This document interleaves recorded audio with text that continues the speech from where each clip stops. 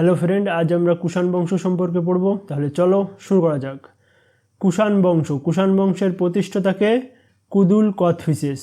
তিনি তামার মুদ্রা চালু করেছিলেন। কুদুল কথফিসেস তামার মুদ্রা চালু করেছিলেন। বাস্তবিক প্রতিষ্ঠাতাকে বাস্তবিক প্রতিষ্ঠাতা বিম কথফিসেস। তিনি শিব পার্বতী ও ত্রিশূল মুদ্রা চালু করেছিলেন। তারপরে আসে কুষাণ বংশের সবচেয়ে ফেমাস লোক কনিষ্ক।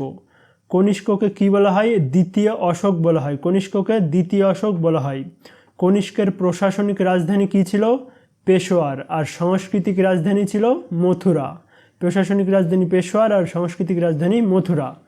কনিষ্কর দরবারে কিছু সভাসদ ছিল, তার মধ্যে ফেমাস কে কে ছিল? বসুমিত্র, অশ্বঘোষ, নাগার্জুন, চরক। বসুমিত্র, অশ্বঘোষ, নাগার্জুন, চরক এরা কিছু ফেমাস বই লেখে, সেগুলো দেখো। বসুমিত্র মহাবিভাগ সূত্র, অশ্বঘোষ বুদ্ধ চরিত্র, নাগার্জুন মাধ্যমিক সূত্র ও শূন্যবাদ, চরক চরক সংহিতা লেখে। বসুমিত্র মহাবিভাগ সূত্র, অশ্বঘোষ বুদ্ধ চরিত্র, নাগার্জুন মাধ্যমিক সূত্র, শূন্যবাদ, চরক চরক সংহিতা। কনিষ্করা নাশপাতি ও আলুর চাষ চালু করেছিল। এই সময় শুদ্ধ সোনা চালু হয়ে যায়। কনিষ্করা সবচেয়ে বেশি শুদ্ধ সোনার মুদ্রা চালু করেছিল। কনিষ্ক মহায়ান শাখাকে মানত। এই মহায়ান শাখা কিসের ছিল? বৌদ্ধ ধর্মের দুটি শাখা ছিল, একটা ছিল মহায়ান, একটা ছিল হিময়ান, সেটাকে মানত। আর বৌদ্ধ ধর্ম সর্বাধিক ছড়িয়ে দিয়েছিল। তার সময় বাংলার তাম্রলিপি বন্দর সক্রিয় ছিল। কনিষ্কের সময় একটা বন্দর, ফেমাস বন্দর কি? তাম্রলিপ্ত বন্দর।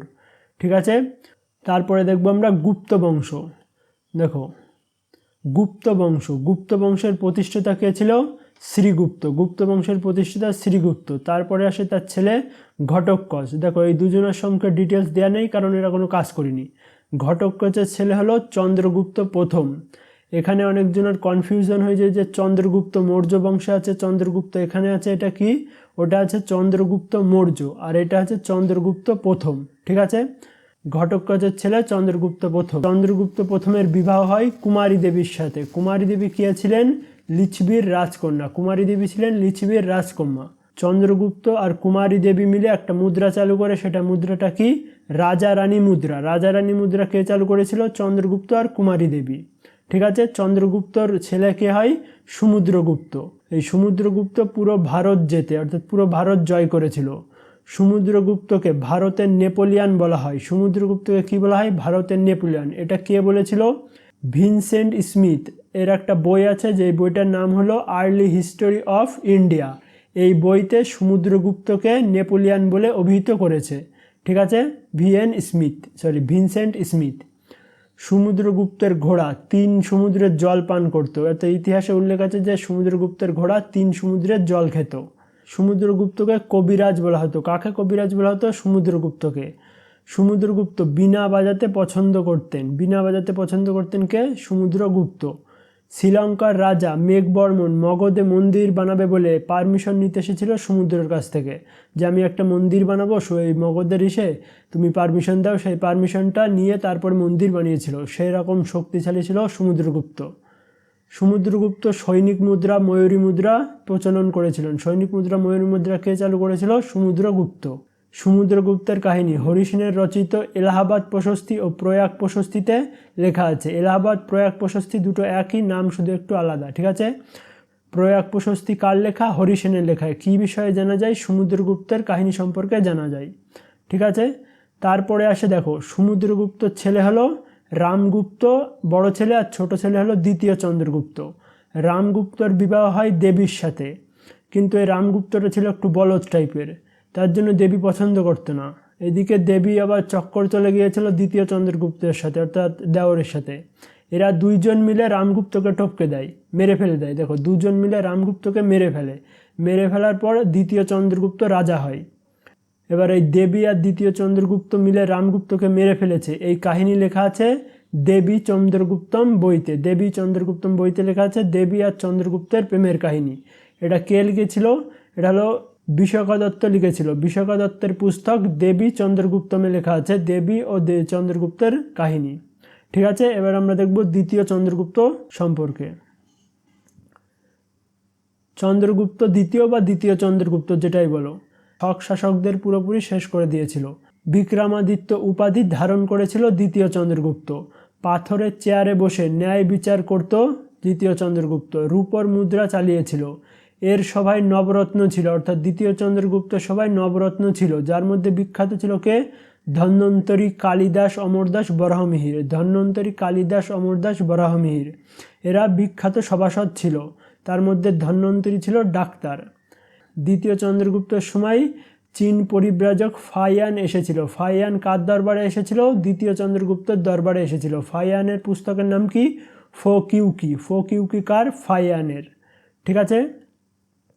তারপরে আসে কুমারগুপ্ত। কুমারগুপ্ত মহায়ান শাখার জন্য নালন্দা বিশ্ববিদ্যালয় তৈরি করেছিল। নালন্দা বিশ্ববিদ্যালয় কে তৈরি করেছিল? কুমারগুপ্ত। একে ভারতের অক্সফোর্ড বলা হতো। পৃথিবীর প্রথম হোস্টেল ব্যবস্থা ছিল নালন্দা বিশ্ববিদ্যালয়, অর্থাৎ ছাত্ররা সেখানে গিয়ে থেকে পড়াশোনা করতে পারবে, সেই ব্যবস্থা ছিল প্রথম নালন্দা বিশ্ববিদ্যালয়, হোস্টেল ব্যবস্থা। ঠিক আছে। পৃথিবীর প্রথম বিশ্ববিদ্যালয় কি? তক্ষশিলা, যেটা পাকিস্তানে অবস্থিত। 1198 সালে আইবকের সেনাপতি বখতিয়ার খিলজি নালন্দা বিশ্ববিদ্যালয় ধ্বংস করে দেয়। এই বখতিয়ার খিলজি নালন্দা বিশ্ববিদ্যালয় জ্বালিয়ে দিয়েছিল 1198 সালে। কুমারগুপ্তর পরে আসে স্কন্দগুপ্ত। কি করেছিল? সুদর্শন ঝিল পুনরায় নির্মাণ করেছিল। গুপ্তর সময় সতীদাহর প্রথা উল্লেখ আছে, এটা জানা যায় ভানুগুপ্তর অভিলেখ থেকে। ভানুগুপ্তর অভিলেখ থেকে সতীদাহ প্রথার কথা জানা যায়। গুপ্ত বংশের শেষ শাসককে? বিষ্ণুগুপ্ত। গুপ্ত বংশের শেষ শাসক বিষ্ণুগুপ্ত। এই গুপ্তদের পতনের কারণ হলো হুনদের আক্রমণ। গুপ্ত বংশ শেষ হয়েছিল কার আক্রমণে? হুনদের আক্রমণে। ঠিক আছে। তারপরে দেখো গুপ্ত যুগের স্থাপত্য কলা। গুপ্ত যুগের ভাষা কী ছিল? সংস্কৃতি। এই সময় সবচেয়ে প্রমুখ অধিকারী কে ছিল? কুমার আমত্ত, বর্তমান ডিএম এর সমান। নিম্ন জাতির লোককে কি বলা হতো? চান্ডাল বলা হতো, অর্থাৎ নিচু জাতির লোকেদের চান্ডাল বলা হতো। এই সময় আফগানিস্তানে বামিয়ানের বুদ্ধদেবের মূর্তি তৈরি করা হয়। তো একবার আমরা রিভাইজ করে নিই।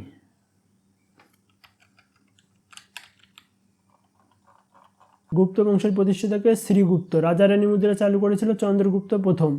সমুদ্রগুপ্তকে কি বলা হতো? ভারতের নেপোলিয়ন বলা হয়। কবিরাজ বীণা বাজাতে পছন্দ করত। সৈনিক মুদ্রা, ময়ূরী মুদ্রা চালু করেছিল। এলাহাবাদ প্রশস্তি আর প্রয়াগ প্রশস্তি কার লেখা? হরিসেনের লেখা। কি সম্পর্কে জানা যায়? সমুদ্রগুপ্তের কাহিনী সম্পর্কে জানা যায়। বিশকা দত্তের পুস্তক হলো দেবী চন্দ্রগুপ্তম। তারপরে আসে দ্বিতীয় চন্দ্রগুপ্ত শাকদাস শেষ করে বিক্রমাদিত্য উপাধি ধারণ করে পাথরের চেয়ারে বসে ন্যায় বিচার করত। রূপর মুদ্রা চালিয়েছিল।